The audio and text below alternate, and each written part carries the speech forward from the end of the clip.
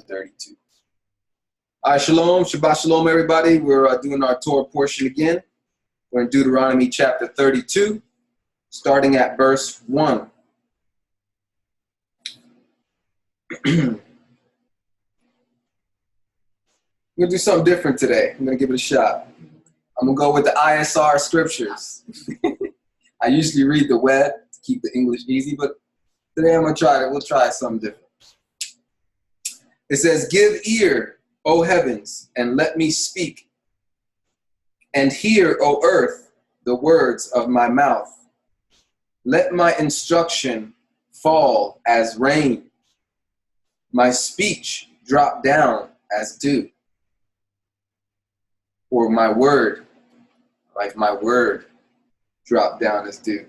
As fine rain on the tender plants, and as showers on the grass.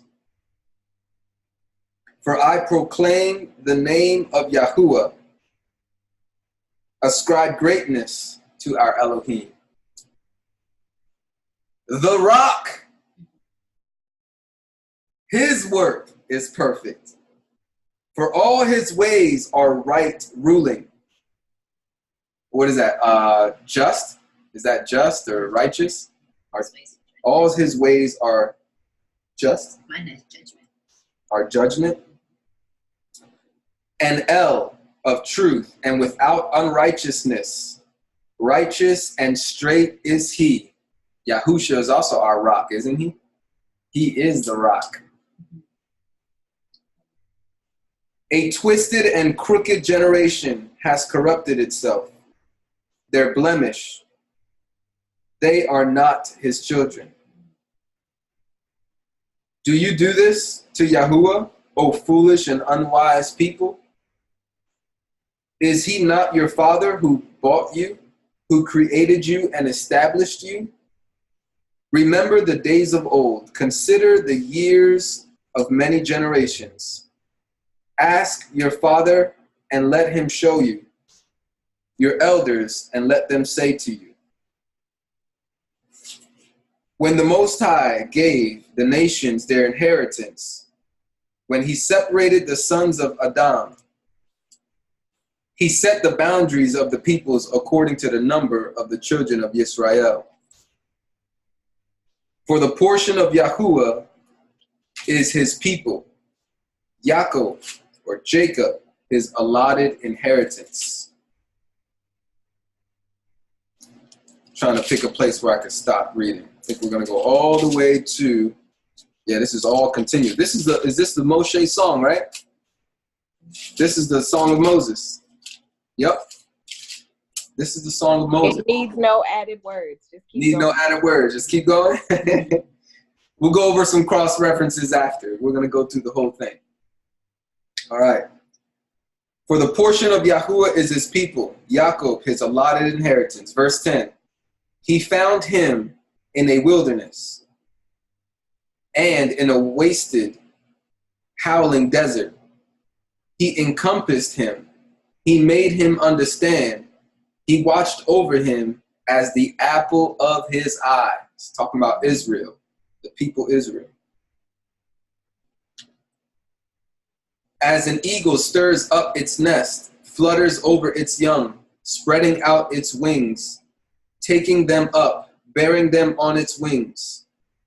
Yahuwah alone led him, and there was no strange mighty one with him, no other gods, no other idols. He made him ride in the heights of the earth, and he ate the fruit of the fields, and he made him to draw honey from the rock, and oil from the flinty rock, curds from the cattle and milk of the flock, with the fat of lambs and rams of the breed of Bashan, and goats with the choicest wheat. And you drank wine, the blood of the grapes. But Yeshurun grew fat and kicked. You grew fat, you grew thick, you are covered with fat. So he forsook Eloah, who made him, and scorned the rock of his deliverance.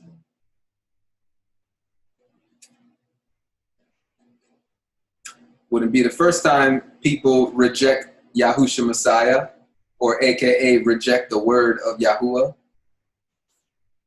Right? That's what Israel did. They rejected Yahuwah's word. They rejected him. If you reject his word, you reject him. Verse 17, they slaughtered the demons, not Eloah. Mighty ones they did not know, new ones who came lately, which your fathers did not fear. You neglected the rock who brought you forth, and forgot the El who fathered you. I'm sorry, I can't help but think of Yahusha as the everlasting Father. El with us, Emmanuel. Verse 20, and he said, let me hide my face from them. Let me see what their end is, for they are a perverse generation. Children in whom there is no trusting. They made me jealous by what is not El. They provoked me with their worthless matters, but I make them jealous by those who are not a people. I provoke them with a foolish nation, non-Israelites. Verse 22, for a fire was kindled in my wrath and burns to the bottom of Sheol and consumes the earth and its increase and sets on fire the foundations of mountains.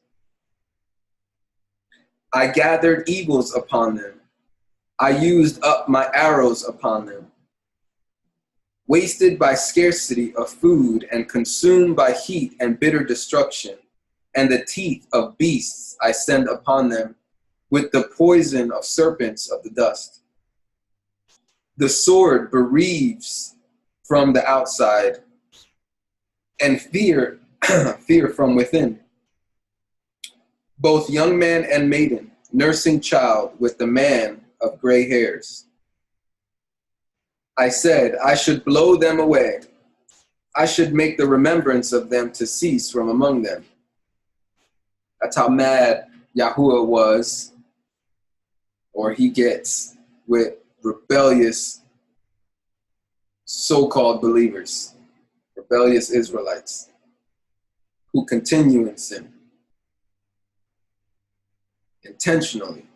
Verse 27, if I did not fear the enemy's taunt, lest their adversaries misunderstand, lest they say, our hand is high and Yahuwah has not done all this. I'm going to read that in a different translation real quick. Another translation would say, verse 26 and 27. I said, I want to cut them in pieces. I want to make people forget they ever existed. But I fear the reaction of their enemies, for their adversaries would misunderstand and say, our power is great, and Yahuwah has not done this. So they would take the credit for themselves and not see that Israel's Elohim, Israel's God, was doing this to them. Interesting. For they are a nation lost to counsel, and there is no understanding in them. If they were wise, they would understand this. They would consider their latter end. How would one chase 1,000 and two put 10,000 to flight unless their rock had sold them and Yahuwah had given them up? I'm sorry. To call anybody else a rock after seeing this, you just, Verse 31, for their rock is not like our rock. Even our enemies are judges. What? There's a lot. We should stop, right? We got to stop. There's a lot of stuff in here. We got to stop. We got to stop. We got to stop. Yeah. Let's hold on. I don't have breakouts in this translation, so let's see. Let's do verses 1 to 14. What do we got from 1 to 14? Well, go ahead.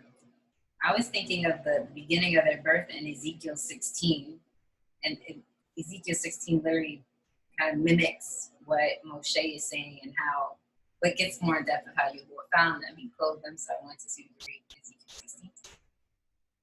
Can we go? Let's go by the sections in Deuteronomy 32, verses 1 to 14. You got anything for verses 1 to 14? Any notes? Ezekiel 16. Yeah, that's what I'm saying. For 1 to 14. Okay, go ahead. Okay, because it talks about, he says, I was the one in verse 6. Do you requite Yahuwah, O foolish people and unwise? Is he not your father that bought you? Is he not the one that made you and established you? And it goes on about how he's chosen them, how he's picked them up. In verse 10, how he found them in the desert land, in the wasteland howling. And then, well, Ezekiel 16 is going to literally go from 1 to like probably verse 18 about how they waxed fat and stuff. Oh, it's so good. Is there a part, some verses you can take from there? It's so or all 18? No, take some. 16? Yeah, well, I mean, literally. Zone in on something. It can't. It's just, it wouldn't do justice. There's so much of it that explains all this. All right, I'm going to let you try to find something. Okay. I'm going to go with some cross references. Verse 1. Listen, O heavens, and I will speak. Hear, O earth, the words of my mouth. We have the same kind of stuff. Like Micah, chapter 1, verse 2. It says, listen, all you nations, pay attention, all inhabitants of the earth. The King Yahuwah will testify against you, and Yahuwah will accuse you from his majestic palace. There's this reference always to the heavens and the earth. That's why in Deuteronomy, I think we read in 30, where it talks about the heavens and the earth are a witness against us, right? So then later on, how in Matthew it talks about until heaven and earth pass away, not one jot or one tittle will pass from the law. That means that we still have the witness present. We still have the testimony. Is the heaven? That's the biggest testimony you can get, is the heaven and the earth. You know, and so that's interesting right there off the beginning. And these rock references, man. Verse 4. As for the rock, his work is perfect. There's so many scriptures about this. I say, General. Yeah, go ahead.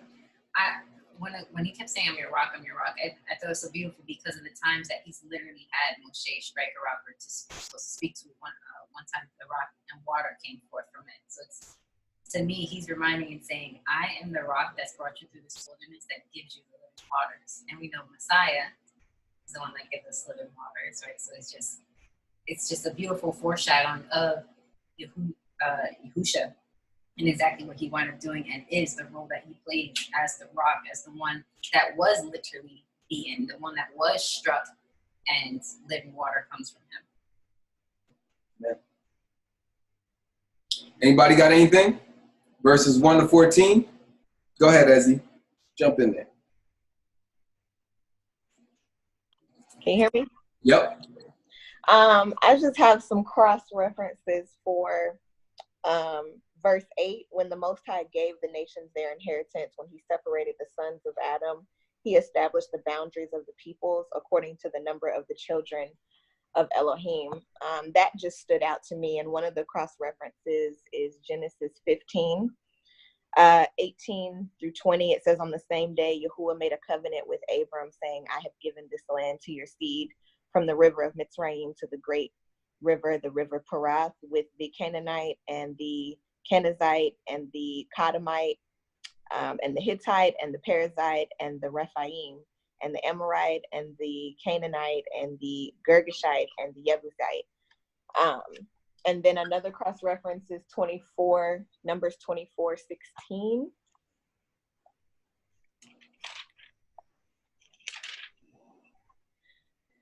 I'm going to start in verse 14. It says, and now see, I'm going to my people. Come, let me advise you what this people is going to do to your people in the latter days. And when he took up his proverb and said, the saying of Balaam, son of Beor, and the saying of the man whose eyes are open, the saying of him who hears the words, verse 16, of El and knows the knowledge of the Most High, who sees the vision of El Shaddai, who falls down with eyes open wide.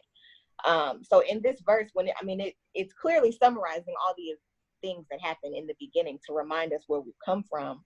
And I just think that he's, in this song, he's outlining the scripture, the beginning of choosing those people or the nations that are going to inherit it. And it's the people, the descendants of Abraham, but also those that, are hearing the knowledge of Yahuwah, who are coming into the knowledge of Yahuwah and the knowingness of him, because, our forefathers have turned away. The word has been lost.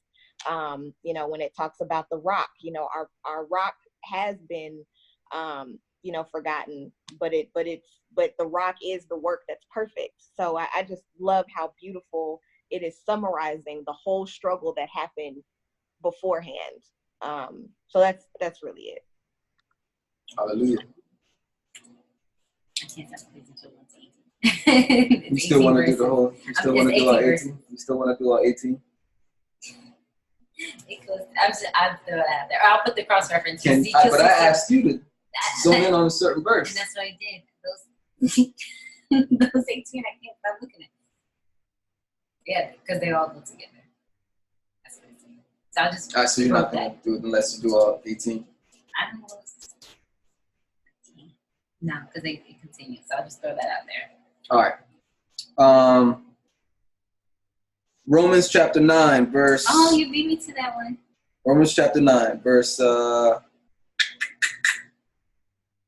33. Paul is quoting passage from the Tanakh.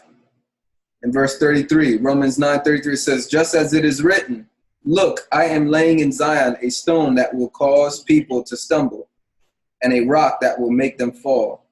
Yet the one who believes in him will not be put to shame.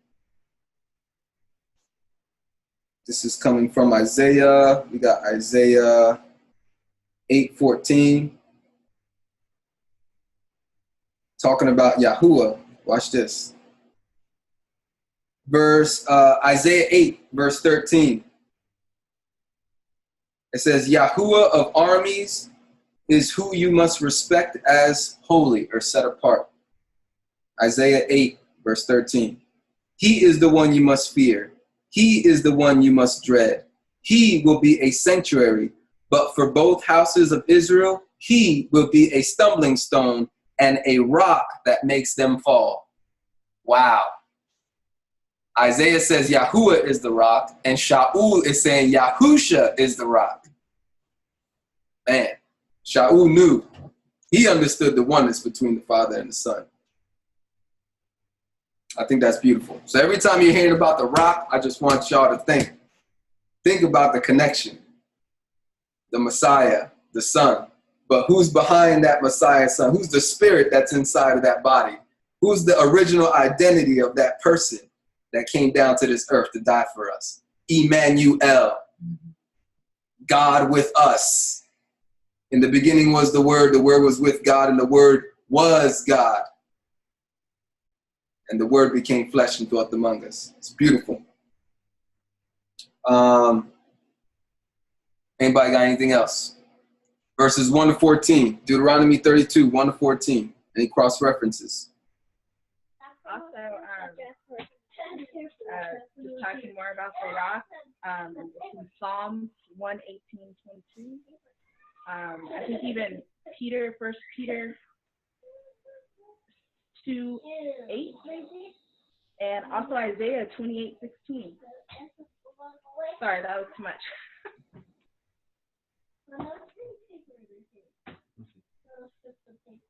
All right, thank you. Ezzy, nothing?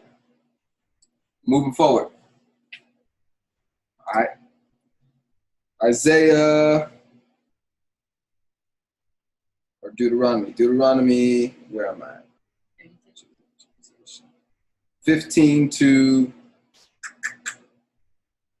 Isaiah 32:15 to 18. Deuteronomy chapter 32, verse 15 to 18 is the other portion, talking about Israel's rebellion. 15 to 18.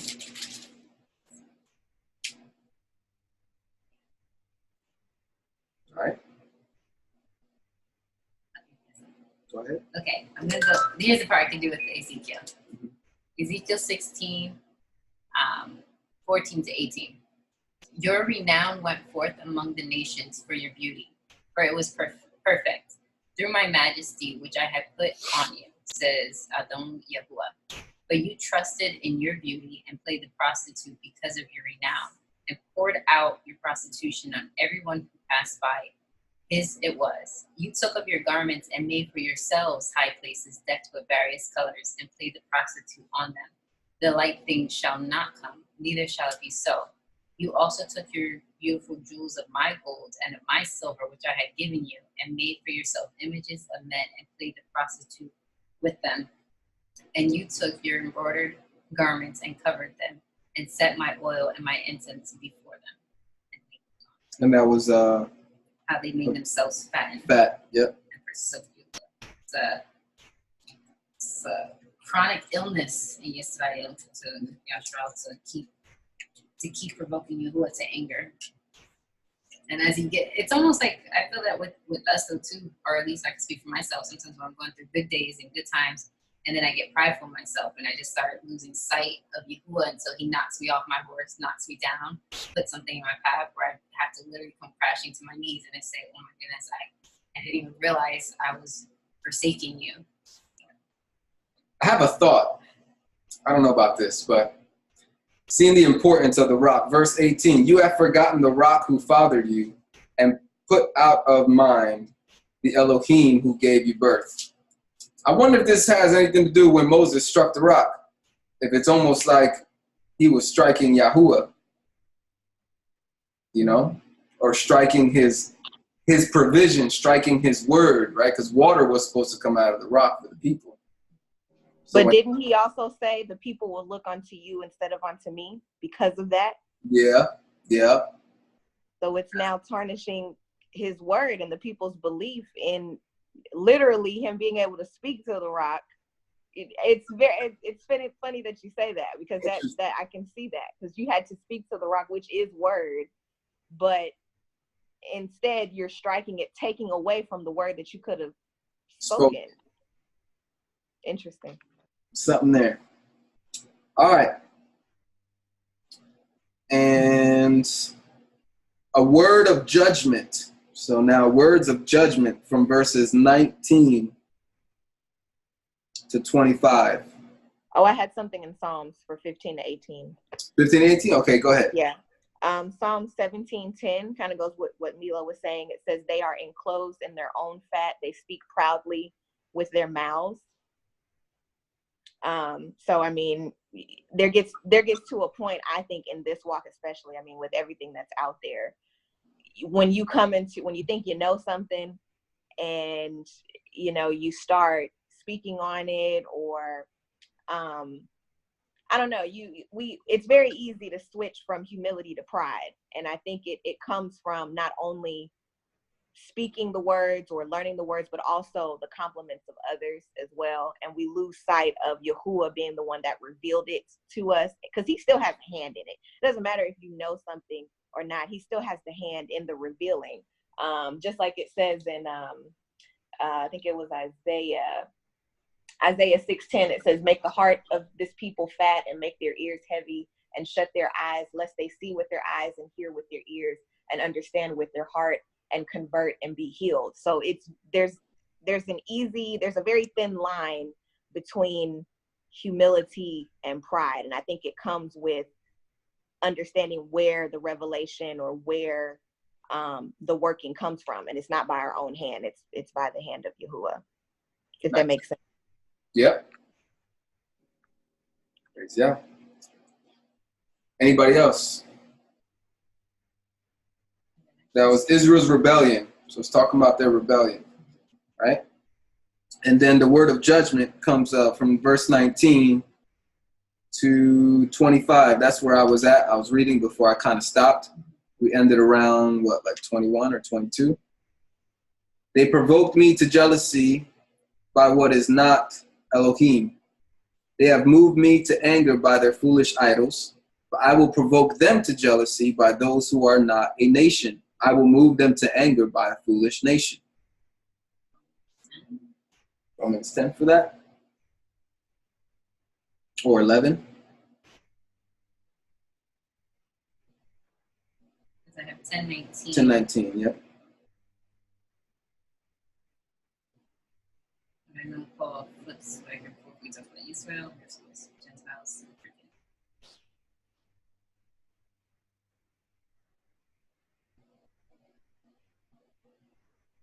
Yeah, Romans 10. We do a nice video on Romans, by the way. It's in our playlist. We have a Romans study playlist, chapter by chapter, verse by verse study. We break down chapter 10 with the gospel, Romans 11 with the gospel, Gentiles, Israelites, non-Israelites coming together, but Yahuwah using the non-Israelites to provoke the Israelites back to jealousy. So that's that reference. That's very nice. And that was verse 10, Romans 10:19. But again, I asked, didn't Israel understand? First, Moses says, I will make you jealous by those who are not a nation. With a senseless nation, I will provoke you to anger. It's the net version. And Isaiah is very bold and says, I was found by those who didn't seek me. I was revealed to those who didn't ask for me. Isaiah chapter, that's the next verse in Romans chapter 10. That was Romans 10, verse 20, and that's from Isaiah 65, verse 1. But about Israel, Romans 10:21, but about Israel, he says, all day long I stretch out my hands to a disobedient and contrary people. And that's why, okay, you don't want to get my, be a good steward of my revelation and my love and my mercy, then I'll go off to some people who are not physical descendants of Jacob. I'll give them revelation and them mercy and miracles, signs and wonders. While y'all are thirsty and hungry and drought and struggling, sickness and famine.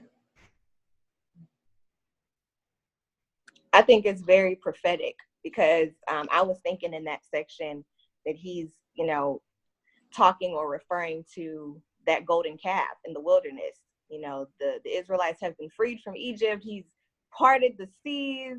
He's got manna coming down from heaven, like all of these wonderful, wondrous works that you cannot even explain. And yet they still, went to this golden calf. Oh, this is our Elohim. This is the one that brought us out. It's like this little bitty, I can just imagine, what that looks like. But we do that even now today. And I can relate to Romans because it wasn't from a descendant of Israel that, I was seeking after Yah, or how I even found him. When it says, I was found by those not seeking me, I was made manifest to those not asking for me. The only reason why I know about Yahuwah today is through the conspiracies and the holidays. By getting into that knowledge and understanding where that came from, that's what led me to Yah. So I can really relate to that. I mean, it just sounds very prophetic to me versus coming into this knowledge from knowing that manna came down from heaven and all of these wonderful things that I know now. That's what keeps me, to know, and my own personal testimony is what keeps me loyal to him. So that was it. Praise Yah. I'm going to continue with the reading here. Deuteronomy chapter 32, verse 22. I stopped there. Yeah. Stop later. I have it. Oh, okay. Yeah, let me see if I find any more cross references. Can I ask a question? Yeah, you got a question? Yeah. Go ahead. It's with verse 27. All right. I don't understand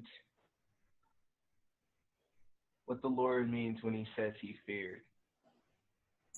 All right, so 26 and 27.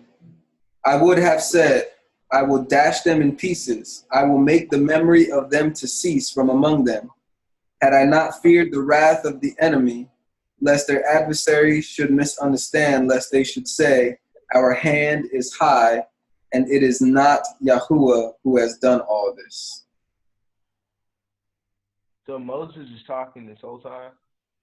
Is this Moses fearing this, or is it the Lord that's fearing this? Well, this is the song of Moses. Moses spoke in the hearing in chapter 31, verse 30. It says, then Moses spoke in the hearing of all the assembly of Israel the words of this song until they were ended. So, yeah, you're right. That would be definitely Moses. Can I say something? Yeah, go ahead. It is Moses. I disagree just a little bit. Because I know that it's Moses that has written the song and that he is speaking. But that entire verse, it says from 26, I should blow them away. I should make the remembrance of them to cease from among men. That's the only person who Moses has, right. yeah, the only person who has that type of power is Yah. But it also goes on, if I did not fear the enemy's taunt, my translation says a little bit different. If I did not fear the enemy's taunt, lest their adversaries misunderstand, lest they say our hand is high and Yahuwah has not done all of this, for they are a nation lost to counsel and there is no understanding in them. If they were wise, they would understand this. They would consider their latter end. Well, in the latter end, there's going to be judgment. So of course, Yahuwah would fear the fact that there would be no people. If we fall to our adversaries, if we are led astray by the counsel that is, and check me, Brother D, but if we are lost to the counsel that is here by oral law and oral tradition, in the end, there will be no sheep left. In the end, we're going to be judged by our works, by our life.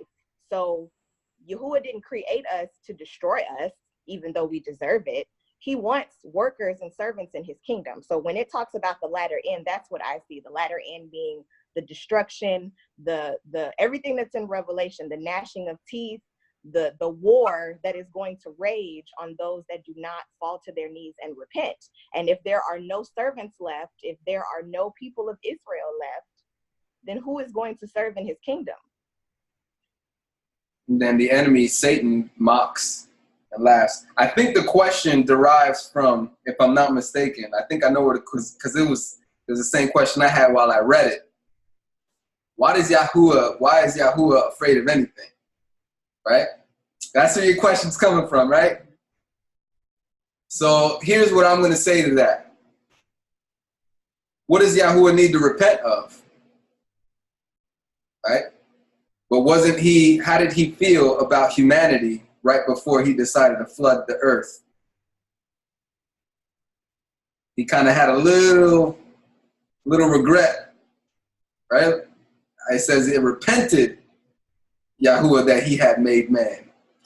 So here, many times Yahuwah could turn and wink his eye and not care with it. But sometimes he does care. I think in this case, he actually cares. He made a covenant with Israel, and he is an Elohim of his word, of his vows, of his covenant. And he actually cares right here for whatever reason. He's choosing to care. He doesn't need to care what the enemies think because he's Yahuwah. Whether they think he's not, he knows he is, so he doesn't need to. But sometimes he does care.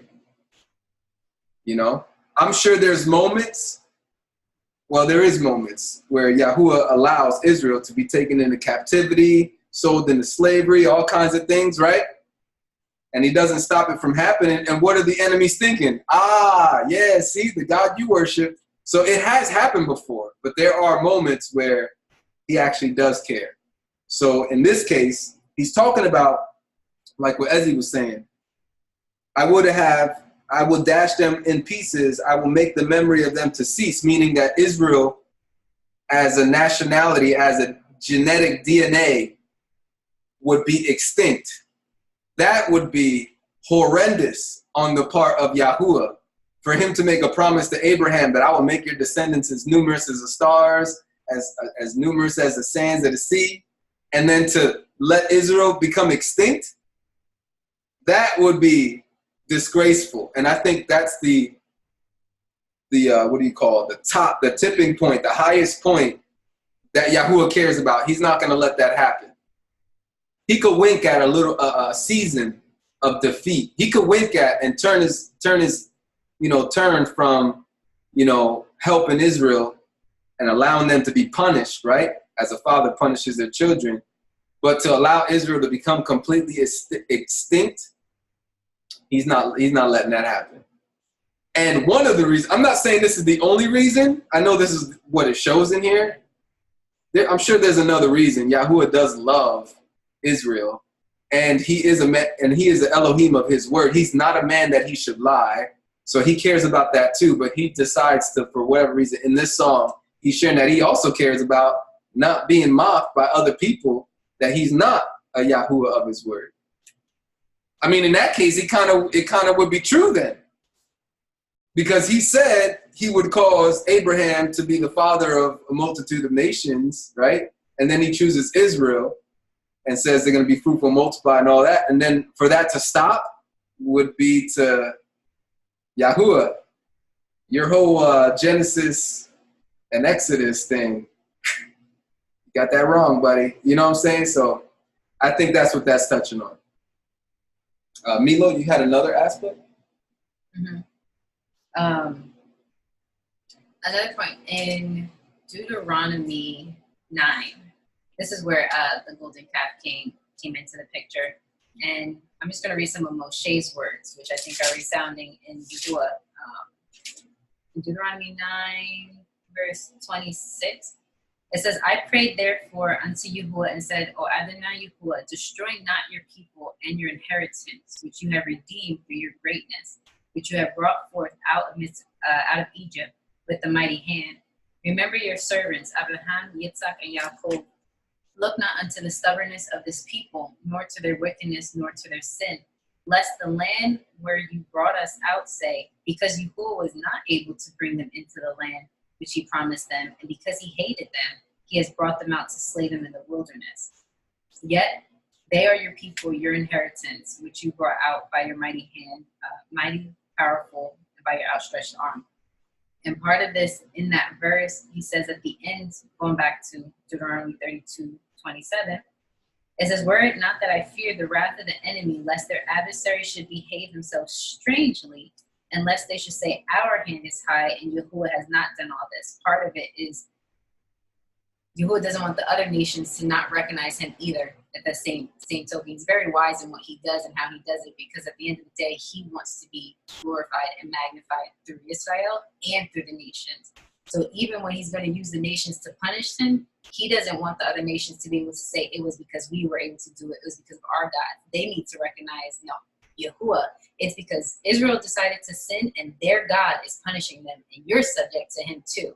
So it's not a fear as in the fear of man because he created all man, but it's in that sense of I don't want to dishonor my own name and misconstrue man's opinions, which they're going to wind up doing anyway. But that was one of those other aspects I was thinking about when he was noting that to show himself sovereign. I have another cross-reference. Yeah, me too. I'm gonna do one, and I'm gonna let you go. Hopefully, I don't take it. Is it Romans? All right, cool. Romans chapter 11, verse 11. I think I just learned something today, but I might not be able to talk on it. I just saw it. But starting at verse, I know, right? He's talking about Israel here, right? Verse 1. I asked then, did God reject his people? Right? Did Yahuwah reject his people? May it never be. For I also am an Israelite, a descendant of Abraham of the tribe of Benjamin. That's Romans chapter 11, verse 1. It starts off right off the bat, talking about the physical descendants of Israel. Then skip down to verse 11. It's talking about Israel's falling. Israel sinned and rebelled, you know. And it says, verse 11, I asked them, did they, Israel, stumble that they might fall? May it never be. but by their fall, salvation has come to the Gentiles to provoke them to jealousy. I don't like this English translation for some reason. I just noticed it now. The first word fall and the second word fall are two different Greek words, because I believe that this is in reference to stumbling, falling, and dying, right? So did they stumble that they might die, like totally stop from existing? No, they fell. But by their fall, meaning they're still alive, but they're on the ground, salvation is able to come to other believers. And this is connecting with, Romans 11 with the whole branches being cut off. So some Israelites are cut off from covenant, they're cut off from relationship, and Yahuwah brings in Gentiles, non-Israelites, into covenant relationship in their place. Somehow, some way in the spiritual realm. That works that way. This double meaning. I'm just going into this really good. Which one? The fall and fall. Fall and fall? Yeah, I was just like, while y'all were talking, I was looking at the two different words of Greek with the word fall, and I'm like, yo, all right, I'm not ready to talk on this. But there is a distinction. There is something to it. But I definitely think that this Romans verse 11:11 connects with Deuteronomy 32 verse 26 and 27. So good question, man. Good question. Because when I read it the first time, it hit me too. I was like, I felt uncomfortable reading it. I was like, why is Yahuwah afraid of anything? So when you had mentioned, did Moses write this? I automatically faltered to, yeah, it's got to be Moses. But then Essie hits me back up with. So I will stick with it's Yahuwah. It's Yahuwah. All right. This is a song Moshe writes, but it's definitely. I've got two cross references for you. Oh yeah, go ahead, Izzy. The first one was referring to what you were saying about Yahuwah repenting for making men. That's in Genesis 6. I'm going to start at verse 5. It's 5 and 6. It says, and Yahuwah saw that the wickedness of man was great in the earth, and that every inclination of the thoughts of his heart was only evil continually. Genesis 6 verse 6 says, and Yahuwah was sorry that he had made man on the earth, and he was grieved in his heart. But also kind of relating to Romans too, in Genesis 9, talking about the covenant that he made with Noah, Yahuwah standing on his word. It says in verse 17, and Elohim said to Noah, this is the sign of the covenant which I have established between me and all flesh that is on the earth. So I would think that he is fearful of exactly what you said, Brother D. The adversaries are the enemy, saying that they had a hand in it, or that it's because of them, which will cause Yahuwah to not be able to stand on his word. He would be like a hypocrite, basically. So. Yep. Yeah. With that, anybody got any verses? All right, I'm gonna start reading verses again. I'm gonna start at 28 though. So we did 26, 27. We just got that good question. We went through that. I'm gonna read 28 to 38, and then we could talk about this one. Okay. And this is in this particular translation I'm looking at. It's talking about the weakness of other gods. Might be a good title, might not be. We'll see if we can create a better title. But verse 28 says, "For they are a nation void of counsel, nor is there any understanding in them. Oh that they were wise, that they understood this, that they would consider their latter end. How could one chase 1,000 and put 10,000 to flight, unless their rock had sold them and Yahuwah had surrendered them? For their rock is not like our rock, even our enemies themselves being judges. For their vine is of the vine of Sodom and of the fields of Gomorrah. Their grapes," I'm trying to read too far. "Their grapes are grapes of gall. Their clusters are bitter. Their wine is the poison of serpents and the cruel venom of cobras." Verse 34, "Is this not laid up in store with me, sealed up among my treasures?" It's got to be Yahuwah. Vengeance is mine, and recompense. Their foot shall slip in due time. For the day of their calamity is at hand, and the things that come hasten upon them. If I'm not mistaken, this is talking about the Gentile, Babylonian, heathen nations, right? That are temporarily oppressing the people of Israel. Verse 36, for Yahuwah will judge his people and have compassion on his servants when he sees that their power is gone and there is no one remaining, bond or free. He will say, where are their gods, the rock in which they sought refuge, who ate the fat of their sacrifices and drank the wine of their drink offerings? I mean, just hearing this right now, it's almost anybody hearing what Shaul had to say. Those passages I brought up in Romans, I think it was Romans 10, about the stumbling stone being Yahusha, but then I cross-reference it with Isaiah, right? And it says Yahuwah will be the stumbling rock, right? It's like if anybody that understood the Old Testament was hearing what Paul had to say, you had to accuse him of blasphemy. Because Israel, the reason why they got into the mess they got into was from the worship of other gods. So to be, and right here, the worship of other rocks, let's put it that way, to put in their trust in rocks other than Yahuwah the rock. So to call Yahusha a rock, this would give Yahudim reason to be like, yo, they're doing it again. Now they're starting to worship this guy after our forefathers used to worship other false gods and then got into captivity and slavery and everything we went through. They're doing it again, right? That's unless you understand Yahusha is Yahuwah. He has to be. And if he's not, we're going to get into it later on in our study when we study marriage and divorce. We're going to learn about the necessity for Yahusha to have to be the father in order to remarry Israel. It's essential. If they're both not the same person, then they can't. There's no remarriage. There's no restoring a covenant. Anyway, I'm going to keep going. Verse 37 of Deuteronomy 32. He will say, where are their gods? And then have like an expedited, like quick version. Yeah. Jeff? No. Jeff, Yeah. you're unmuted. Was that, I don't know if that was intentional or not. Was that intentional? That was not intentional. I'm so sorry. It's all good. I know you like the restoration message, so I thought you were going to jump in there. Ooh. Verse 37, it says, he will say, where's their gods, the rock in which they sought refuge?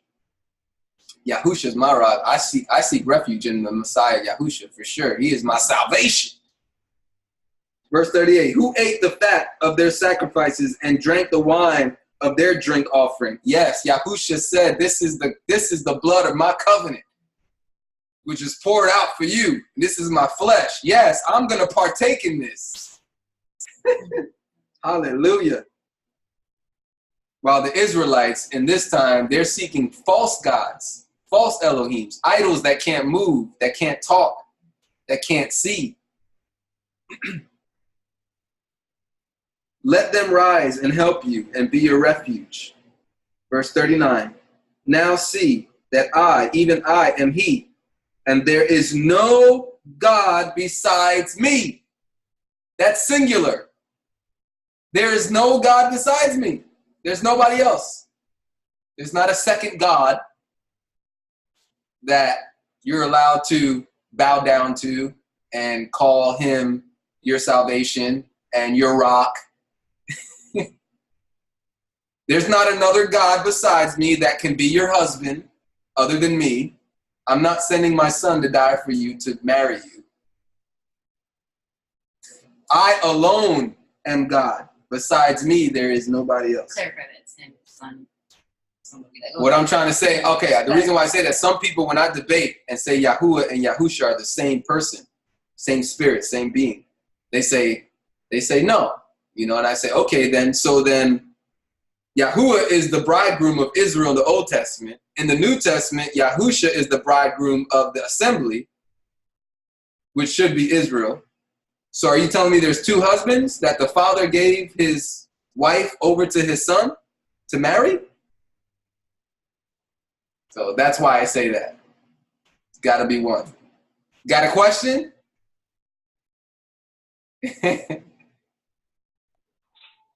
Okay.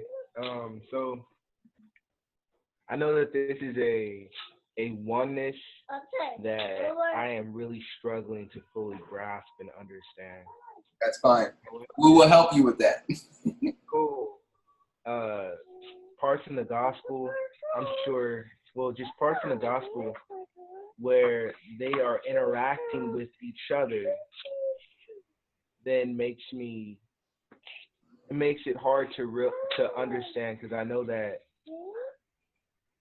Jesus is God, the Holy Spirit is the Word of God, so that's all three are really just one in showing you three dimensions of. What's your question?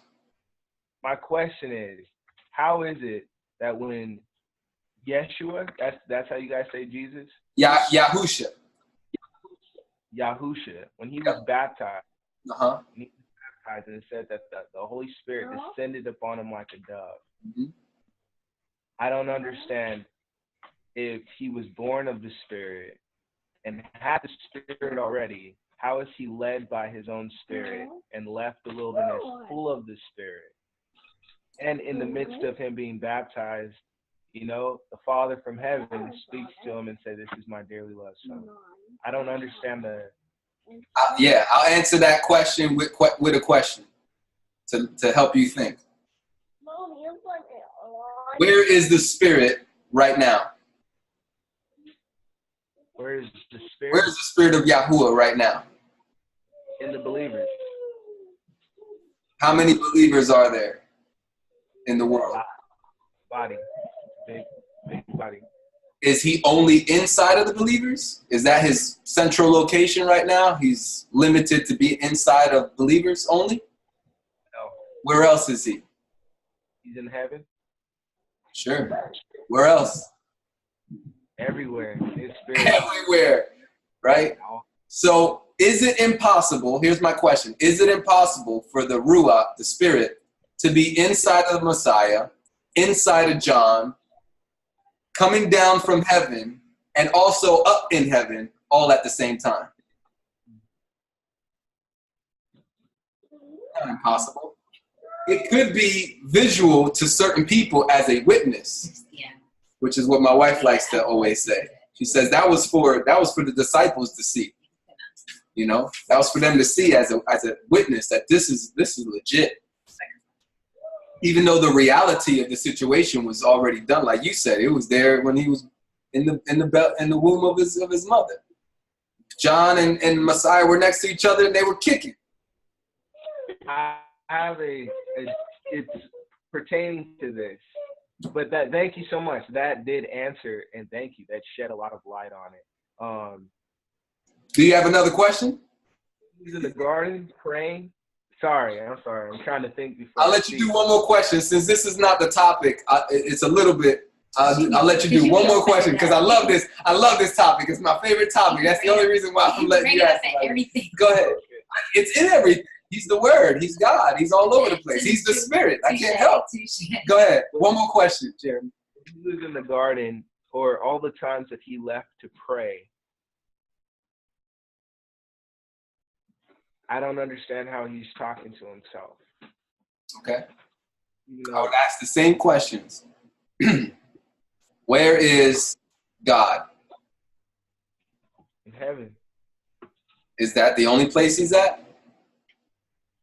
Yeah, but his interaction with himself, I don't understand how he could pray and talk to himself and ask certain questions. It's not like I talk to myself sometimes, like, oh man, that's your answer right there. However, it's not like a passionate argument with myself. But here's the thing. Imagine if you were able to take that part of you that's talking to yourself take it outside of your body and make it a brand new body. And now you have a physical person before you that you're actually talking with. But it's still it's still you. But it's that part of you that's interacting with the other part of you. Yeah. The quick answer I give for this is Yahuwah is not human.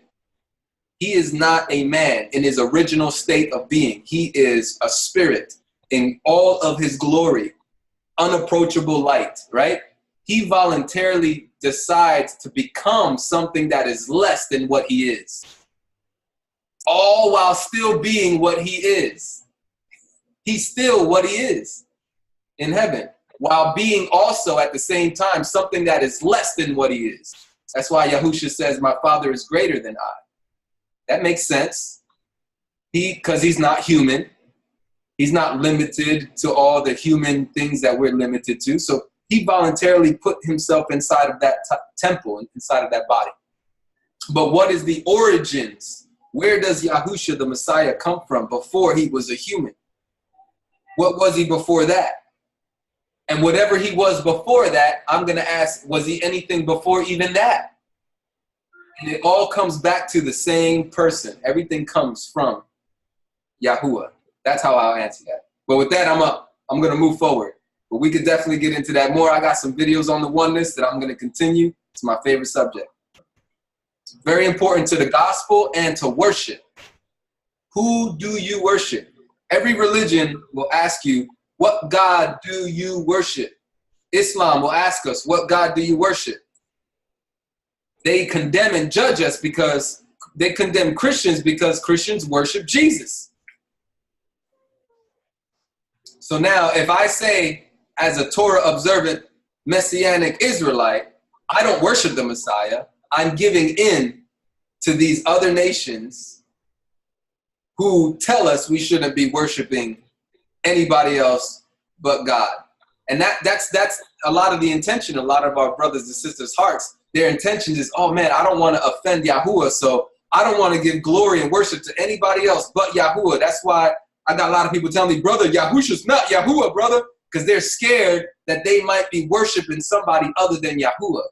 That's why this doctrine, and I was very lenient with this doctrine all of last year. I was trying my best to be patient, but it really comes down to who do you worship?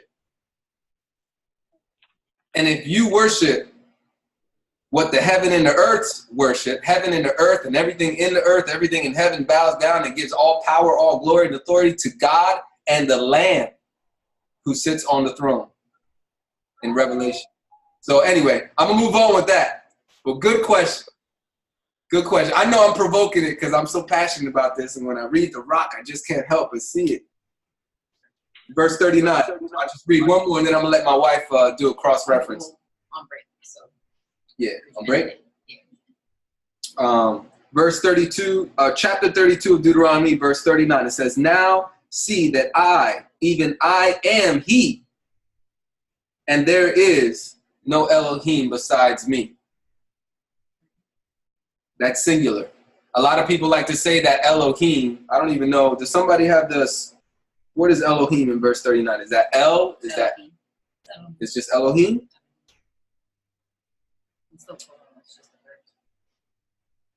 Yeah, I have the plural. So even though Elohim is plural, it doesn't mean that it's 100% a plurality of people being spoken of. You have to look at the words around it. So the fact that it has I and not us, that makes it singular. He versus them, okay? And me versus us. These are singular words that's surrounding a plural word like Elohim. Same thing in Genesis chapter 1, verse 26 and 27. It says, let us make man in our image. That's plural, right? Let us. Now it's really plural. Now we're talking about more than one person. And I do believe it's talking about the Father and the Son. I do believe it's the Father and the Son there coming together to create the rest of humanity. The body and the spirit. Body and the spirit, okay. But Genesis 1:26 is there's a us, right? Let us create man in our image. But in the very next verse, it says, so God made man in his image. It doesn't say God made man in their image. It says God made man in his image. He made them, male, female. So anyway, I'm going to continue. Can't help myself. This is my favorite subject. All right, verse 39 of Deuteronomy 32, it says. And no, it's not the Trinity. Yeah, we don't believe in Trinity either. Anyway, I'll let y'all figure that out or ask me later. I kill and I make alive. This is Yahuwah speaking. He kills and he makes alive. I wound and I heal. Nor is there any who can deliver from my hand. I remember Ezzy asked me last year when she was struggling with this topic. I said, is there anything that Yahuwah can do that Yahushua can't do? I remember asking you that question, and you said, I got one. He can't condemn our souls to hell or something like that. He can't judge us, right? And I let it go because I didn't have an answer for that right away. But when I read into it, I was like, hold on. Matthew 28 says, God has given me all authority in heaven and on earth. All authority has been given unto me. And then there is a judgment seat of Messiah. He is going to judge. So there actually isn't anything that the Messiah can't do. He is coming back with a sword. He's going to kill. He's going to make war. He has fire in his eyes. He's a commander on a horse. He's mad. And he's coming with vengeance. And he's throwing souls into the lake of fire. And he also heals. He resurrects people from the dead. He resurrected himself from the dead. He said, tear down this temple and in 3 days I will raise it up. Wow. All right, I'm going to let that go. I'm going to stop. Verse 40. But the point here, Israel is putting all of this, all of their trust in wood, in stone, in statues. They're worshiping false gods, demons. Verse 40, for I raise my hand to heaven and say, as I live forever, if I don't know what W-H-E-T. You have wet too? Yeah, wet my glittering sword. If I wet my glittering sword and my hand takes hold on judgment, I will render vengeance on my enemies and repay those who hate me. I will make my arrows drunk with blood. Man, it sounds like Book of Revelations right now. Did I read past where I was supposed to read? Yes, I did. It was verse 38. My apologies. My apologies. I got a little carried away. Verse 39 to 43 is kind of a new topic. This is about the vindication or the vengeance of Yahuwah. All right. So before I continue and go ahead, does anybody have anything for verses 26 to 38? My apologies for not stopping. You had something? No. I said I just knew. All right. So then I'll keep going. So talking about the vengeance of Yahuwah. And I'm at verse 42, right? With the blood of the slain and the captives from the heads of the leaders of the enemy. Rejoice, O Gentiles, with his people, for he will avenge the blood of his servants and render vengeance to his adversaries. He will provide atonement for his land and his people. Wow. He will provide atonement. Yahusha is our atonement. He's definitely our atonement. But I think the blood of the slain will also have something to do with this. I think of the book of Revelation when Yahusha comes back and there's going to be a war. You know? Go ahead. This is the ending of the song, and this song to me is the entire gospel. It lays out the story of Israel from their birth to their downfall to their destruction, and ends with that that mercy that Yahuwah is going to show us. To me, it's the entire gospel. And even when you kept bringing out the rock and talking about Yahusha, bringing out Yahusha and all this, because it's all pointing to the Messiah that was to truly eventually physically come on earth. And he's the one that's going to bring his people back together. He's the one that's going to gather us in his land. So I think even from the aspects of the gall makes me think of when they gave Yahusha on the cross, on the stake, the vinegar and such. I mean, I think this whole song sums up what the gospel is. You didn't have to stop. That was, I felt like you could go a little deeper with that. The vinegar, I want to hear more about this vinegar connection. Well, that's when I'm picturing the whole picture when he was on the stake, and because here it came up for their, what verse? In verse 32, for their 32. vine, for their vine is the vine of Sidon, and the fields of Amor. Their grapes are the grapes of gall, their clusters are bitter. Their wine is poison of dragons, and the cruel venom of asps. And I'm picturing here he is, because of his own people, because of the people Yehuda surrendering, he had to drink gall. I mean, he didn't want to fully drinking it. They put the sponge up to him, right? So he's literally the Messiah, taking on the bitterness that has corrupted his people. He has to be the one to drink it. He has to be the one to suffer from it.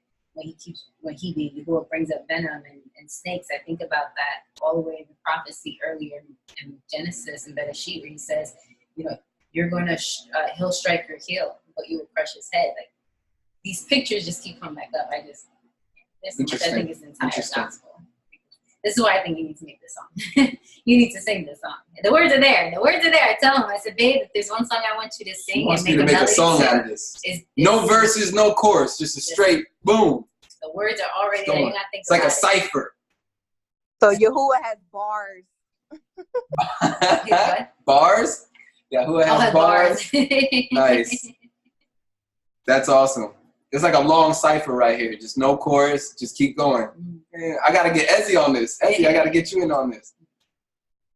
All right, let's finish this up. Verse 44. It's a little outro. So now the song is done. The song of Moshe is finished. And wait, can I add something? Go ahead. So I have Jeremiah 2. Jeremiah 2, it's 25 to 35. It'll be quick. So it says, keep your foot from being bare and your throat from thirst. But you said it is useless because I love strangers and after them I go. So it kind of relates to going after other mighty ones. As the thief is ashamed when he is found out, so is the house of Israel ashamed. They and their sovereigns and their heads and their Kohanim, their priests and their prophets, saying to a tree, you are my father. Saying to a tree, you are my father, and to a stone you gave birth to me. For they have turned their back to me and not their face. But in the time of their calamity, they say, arise and save us. But where are your mighty ones that you have made for yourselves? Let them arise if they save you in the time of your calamity, because your mighty ones have become as many as your cities, O Yehuda. Why do you complain to me? You all have transgressed against me, declares Yahuwah. In vain have I smitten your children. They received no instruction. Your sword has devoured your prophets like a destroying lion. O generation, see the word of Yahuwah. Have I been a wilderness to Israel or a land of darkness? Why do my people say, we have broken loose, we come to you no more? Would a maiden forget her ornaments or a bride her headband? Yet my people have forgotten me, days without number. Why do you embellish your way to seek love? Therefore, you have even taught the evil women your ways.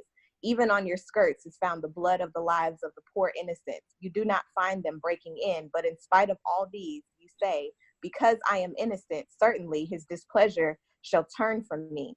See, I shall bring judgment on you because you say, I have not sinned. I think that's enough right there. That kind of sums up, how Yahuwah feels once he fattens us up, so to speak, brings us to a land of milk and honey, does all of these things. And then we say, no, this stone did it. No, this tree did it. And yet, when all of that is removed and we have nowhere to turn but to Yah, we turn to him and say, oh, but I was innocent. I didn't know. Save me. So, I just wanted to bring that out. Nice. Excellent. That is a good song. Yeah, my boss did it. My job did it. My country did it. My college degree did it.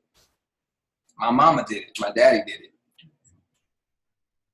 Yeah, we got to be careful what we give all credit to, all glory to. Go ahead. You were reading in Jeremiah, right? Jeremiah?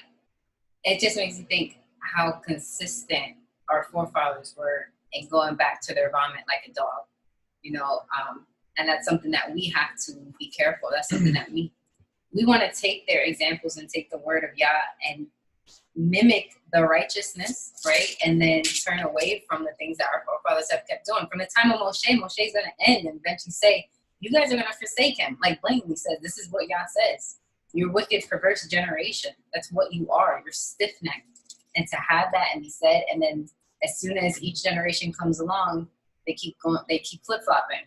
Over here like pancakes, just flip-flop, flip-flop, flip-flop, which way they're going to go. And all the way up until the prophets. And they all, I mean, this is kind of going for Jeremy and Amani in regards to this walk and why we keep the Torah is because this is what led to our Messiah having to come, because his people would not heed to his word. They wouldn't. I mean, his word is so precious. You keep saying, if only you would obey my commands. Even in the we call it the New Testament. So I'll say Brit Hadashah. So when I say Brit Hadashah, I'm referring to the New Testament. So in the Brit Hadashah, it's talking about, if you love me, you will keep my commandments, right? And Yahusha says, all that I've been given, I say to you. So all that comes from the Father, or you're talking about that? I say. So all these commands that the Father's given is the very words that Yahusha lived by. I mean, that's what got to me is, if we're supposed to be like Yahusha and he kept the word of his Father, then why would we not keep the word of our Father? That was the simplest summation that got and struck my heart, was I want to walk like you, but I'm not actually doing the things that you did. And that's exactly what our forefathers didn't do. They did not heed to the beautiful commandments and statutes which bring life. It's a, how you say, option. Yahuwah lays it, life or death. Choose life. I beg you, choose life. But if you don't, you will get the curses. And it's part of his command. So great job. Let's try to finish this up. Verse 44 to the end. 52. It says, so Moses came with Yahusha, the son of Nun, and spoke all the words of this song in the hearing of the people. Moses finished speaking all these words to all Israel, and he said to them, set your hearts on all the words which I testify among you today, which you shall command your children to be careful to observe all the words of this law. That's the 10 Commandments. That's the book of the law, the book of the covenant. It's the whole package. Verse 47, for it is not a futile thing for you, because it is your life, and by this word you shall prolong your days in the land which you cross over to the Jordan to possess. I'm sorry, but this doesn't sound like a burden. This doesn't sound like a curse or bondage to me. And many Christians will say the law is bondage. It's a curse. We're not under that anymore. Well, then Yahuwah was lying when he told Israel. Here's Moses speaking, but Moses is repeating what Yahusha said. What Yahuwah said in chapter 30. He says, the law is not too hard or too difficult or too distant for you. This law is not too difficult for you. I will look it up real quick. Chapter 30, verse 11. For this commandment which I command you today is not too mysterious for you, depending on your translation, nor is it far off. It is not in heaven, right? It goes on. It's not in heaven that you should ask somebody to go get it for you. It's not too far away. You got to ask somebody to go get it for you. But it is near you. Verse 14, but the word is very near you, in your mouth and in your heart, that you may do it. And that's repeated in Romans chapter 8. Are you sure? Chapter 10 to 11. I'm sorry, 10 yeah, to 10. 1 to 11. Chapter 10, verses 1 to 11. Paul does commentary on Deuteronomy 30, verses 11 to 14. I love it. I love his commentary. He basically breaks down that the Torah is the Messiah, Yahusha. That is the word. And not only that, he says this is the righteousness that is of faith. And he quotes from Deuteronomy 30. I love it. That's like one of my favorites. All right, let's go back. Try to finish this. Where am I? All right. Verse 48. Then Yahuwah spoke to Moshe that very same day, saying, go up to this mountain of Abarim, Mount Nebo, which is in the land of Moab, across from Jericho.